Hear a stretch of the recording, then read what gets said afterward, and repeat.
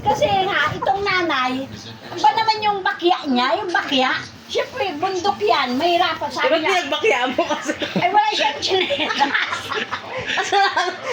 Sabi niya, opo! Kahit ikaw umakit ang bundok na kabakya eh. Ay, nakaawa yan sila. Tapos ngayon bigla kang naawa.